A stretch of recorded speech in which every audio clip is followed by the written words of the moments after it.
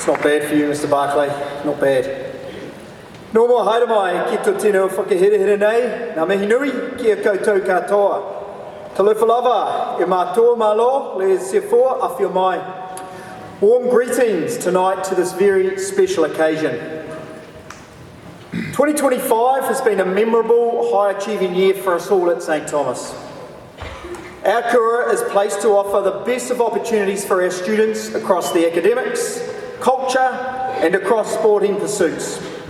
Tonight we will celebrate the achievements of our young men, and I'd like to congratulate all of those acknowledged tonight. Alongside individual accomplishments, we've had some fantastic school-wide accomplishments. We started this year with the news of fantastic NCA results, particularly the 71.3% UE pass rate, which was the highest pass rate for boys in state and state integrated schools in Christchurch, as well as placing St Thomas in the top 20% of all schools in New Zealand. These results are remarkable, a wonderful reward for both students and staff, and we're well placed to emulate these academic results again this year. As the year progressed, we've seen a number of sporting firsts. Our rowers created history by qualifying for the first time into the Māori Cup final. Our first 11 cricket team winning the Ara Challenge Shield. And many students gained national representations across a large and diverse range of sports. Alongside these achievements, our students have excelled in culture and the arts, winning the Bishop Lions Shield, competing in the regional kapaka competition and leading the way in Polyfest. We're incredibly proud of all of our students and staff and all that they accomplish. I'd like to acknowledge some key people and groups that have contributed so much this year. I'd like to acknowledge the Christian Brothers, and I'd like to acknowledge them and thank them for the legacy that they have left us. I hope that we can do it justice. I thank them for the trust that they've imparted on our teaching staff to keep the Edmund Rice story inspired by Jesus alive and in action within our young men. And I feel honoured to be part of this legacy.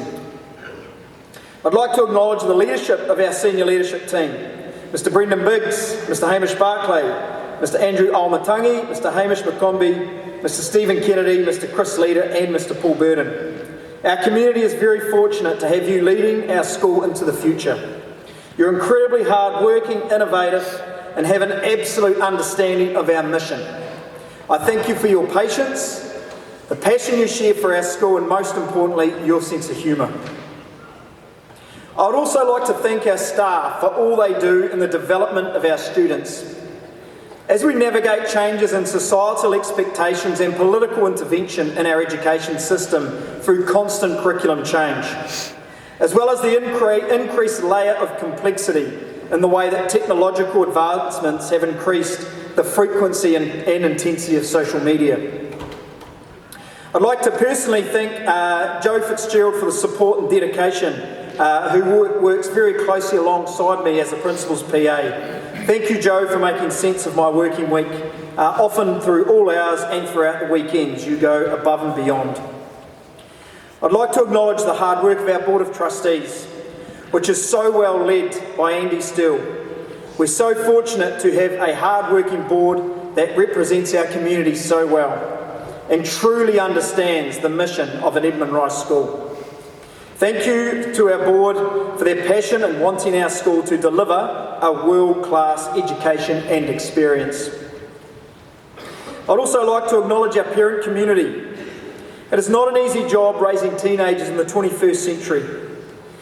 The impact of technological advancements also deeply affects the family unit, as we're all called to work longer, faster and to be constantly available and connected. The result of this is often less family time. The world is a different place to raise families in than previous generations. Not necessarily better or worse, but different. Like lots of areas of school life, we have an opportunity to embrace this change and innovate. Our students are so fortunate to have a group of parents and caregivers that are hopeful of their son's experience as much of life as possible.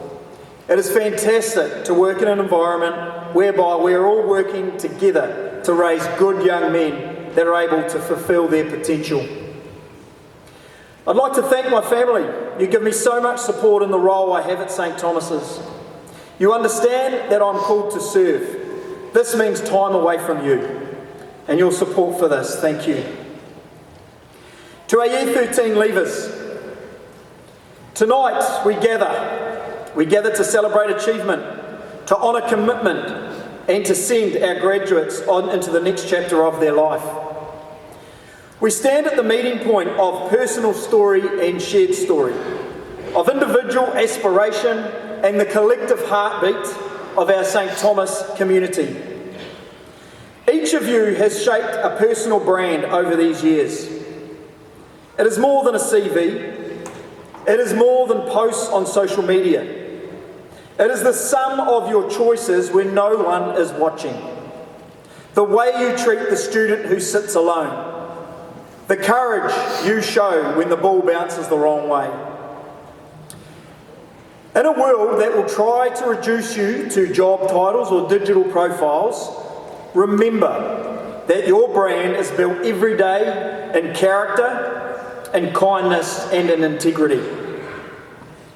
But no personal brand can flourish in isolation.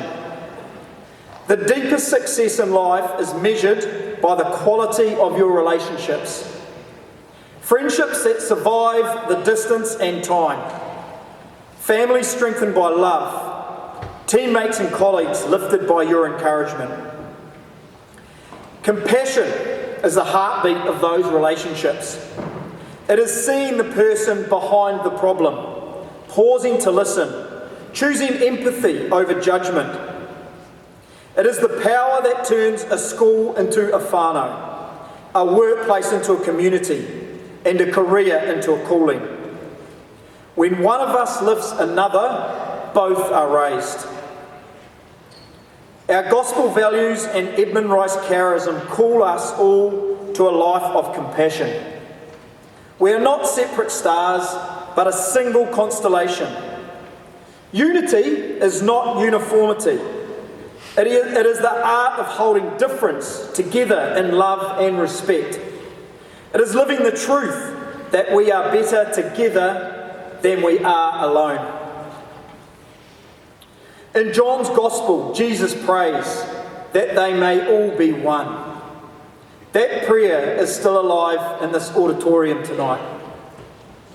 Our faith calls us to link our personal gifts to the common good, to see Christ in the hungry, the lonely, the outsider. It calls us to live not only for ourselves, but for a world healed by compassion and justice. And so, graduates, carpe diem, seize the day, not as a reckless grab at pleasure, but as a faithful courage to live fully and serve boldly. Seize the opportunities to learn, to love, to lead. Seize the quiet moments of prayer that shape wise decisions. Seize the chance to build relationships that last and to act with compassion that transforms. The poet Walt Whitman reminds us, keep your face always toward the sunshine and shadows will fall behind you. Let your attention stay on the light, on purpose, on generosity, on God's call. And the shadows of fear or failure will remain behind you. As you leave the gates for the last time, carry forward the friendships and the laughter of these years. Carry forward the habits of study, sport, service and spirituality. Carry forward the understanding that success is measured not only in what you achieve, but in who you become and how deeply you care. Your personal brand will open doors. Your unity with others, your willingness to stand alongside and lift others will open hearts. May you live with courage and humility. May you build relationships rich in compassion and joy. May you see God's image in every person you meet. May you truly carpe diem, seizing each day as a gift and giving it back in love. E tu atua, Guide these young men as they step into tomorrow. Go well, go together, go with God.